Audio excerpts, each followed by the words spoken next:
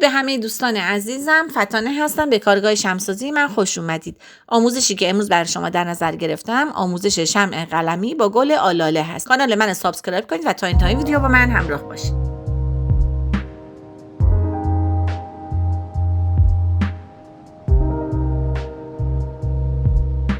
برای درست کردن شمع امروز یه شمع قلمی نیاز داریم که از قالب سیلیکونیش استفاده میکنم. شمع قلمی با قالب سیلیکونی. قبل از استفاده حتما قالبتون رو خوب تمیز کنید، بشورید و بعد با پارافین مایع خوب تمیزش کنید. اینم قالب گل آلاله هست. پارافینی که استفاده میکنم پارافین سویا وکس هست، پارافین گیاهی. شما میتونید از پارافین های 1% و 3% هم استفاده کنید. اینم فتیله.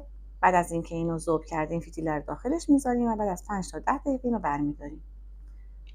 چون میخوام رنگ کرم درست کنم از رنگ مکعبی رنگ کرم استفاده میکنم.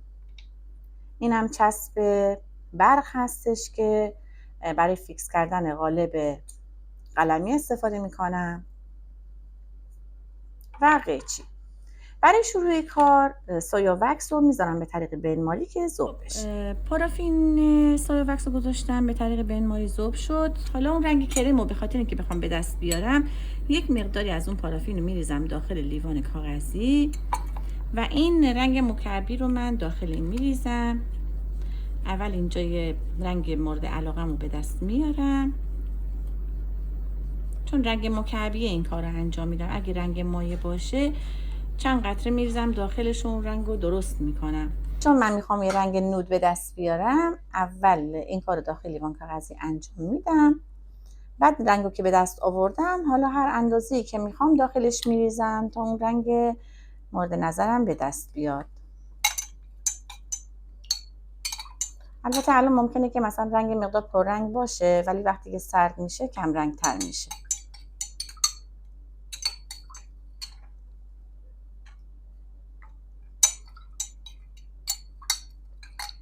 خب الان این رنگی که به دست آوردم همون رنگی هستش که من میخوام. حالا قبل از اینکه من اینو بریزم داخل این قالب اول فتیله رو جاگذاری میکنم، قالب رو خوب فیکسش میکنم، بعد این پارافین ذوب شده رو میریزم تا این آماده بشه. اینو میذارم که داخل آب گرم بمونه. سوزن که حفره بزرگتری داره فتیله رو داخلش میندازم. این قالبم که خوب تمیزش کردم، خوش کردم. حالا اینو از سوزن از داخل این ردش میکنم، بعد اینو در میارم از توی این قسمت پایین و این قسمت بالا.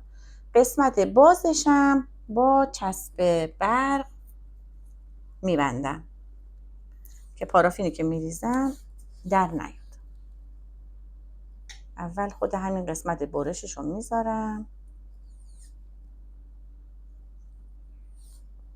تا قسمت زیرش میبرم.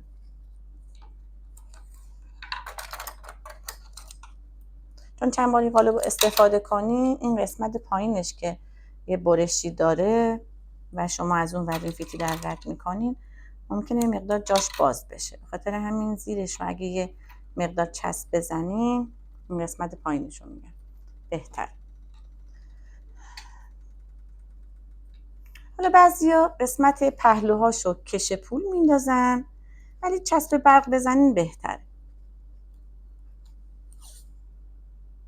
از زیاد این چسب رو نکشین که قالبتون دفرمه نشه. اینو بازش بکنید. هر موقع چسب زدن اینو نکشید. دمایی که باید داخل این قالب سیلیکونی بریزید 80 تا 85 درجه باید باشه.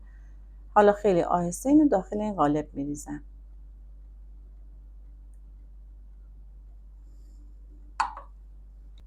منتظر میمونم تا خشک بشه. اینو میذارم کنار. از این قالب آلاله شما باید 2 تا درست کنین خشک بشه و از داخل قالب در بیارین برای این شمع قلمی. از همین رنگی که درست کردین بدون که بهش فتیل نصب کنین اینو داخل این قالب میریزید. از این مدل باید 2 تا باشه. یکیشو میریزم منتظر میمونم خشک بشه، در میارم، بعد یکی دیگه مثل همین درست میکنم. تو این فاصله این مازاد پارافینی که ذوب شده بود میذارم داخل همون ظرف آب گرم که گرم بمونه. خب دوستان من یه دونه یعنی یکی خشک شده بود در آوردم و یکی دیگه داخل قالب درست کردم گذاشتم. الان اینم از داخل این قالب در میارم. برای درست کردن این شمع 2 تا از این مدل گل نیاز داریم.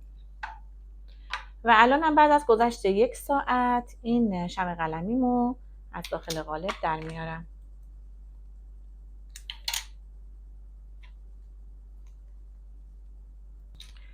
این رنگی هستش که دوست داشتم در بیاد، رنگ کرم، رنگ نود. و الانم اضافه فتیله رو میبرم، همچنین قسمت بالا.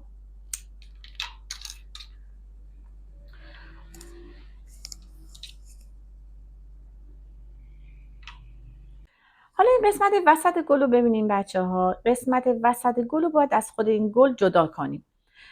چجوری؟ با یه سوزن یا با یه وسیله مثل این گرما بهش بدین، گرمش داغش کنین و به قسمت دور تا دور این گل اینو قسمت اون سوزنی که داغ شده رو فرو کنین تا این قسمت وسطش در بیاد. ببینین به این صورت.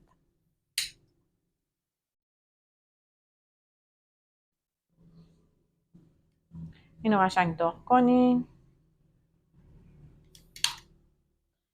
بعد خیلی آروم این کار رو انجام بدید.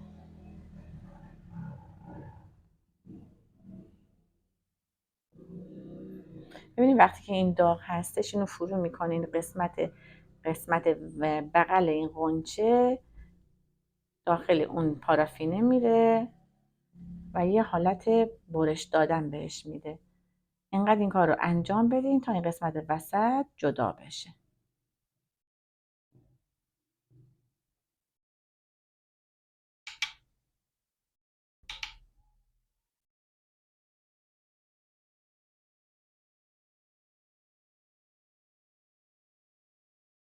خب الان ببینین قسمت وسطش رو من جدا کردم.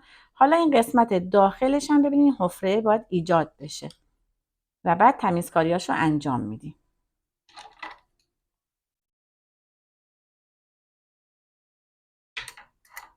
حفره‌ای که میخواین ایجاد کنین، یعنی قسمت وسطش رو گفتم که بردارین، باید به اندازه‌ای باشه که بتونه داخل این شمع قلمیتون بره. نگاه کنید، یعنی قسمت یه مقدار از قسمت پایین فاصله داشته باشه و بیشتر از قسمت بالا فاصله داشته باشه. یعنی این قسمتی اگه هست 10 سانت، این قسمت باشه 8 سانت. یعنی بیشتر تمایل داشته باشه به قسمت پایین. پس حفره‌ای که ایجاد میکنین به اندازه قطر این شمع قلمیتون باشه. با این گلم انجام میدیم. یعنی الان همینو باید مثل همین حفره ایجاد بشه به اندازه همین.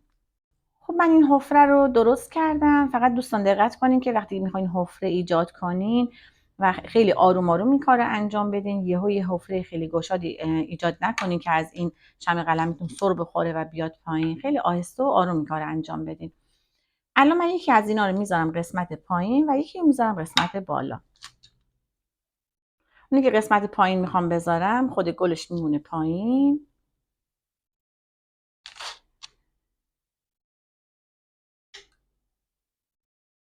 خیلی آهسته این کار رو انجام میدم.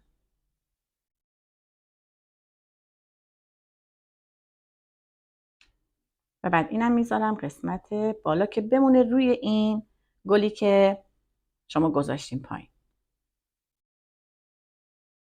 وقتی که این گل رو گذاشتین داخل این شمع قلمیتون، اگه دوست داشته باشین میتونین قسمت بالای گل و قسمت لبه هاشو با پودر طلا لبه هاشو حالت تاچ زدن بذارین و یه نمای قشنگی بهش میده. ببینیم ما بین انگشتتون یه مقدار اول اونو بزنیم تا این زهر اون ورق طلا گرفته بشه و بیاریم قسمت لبه های کارش.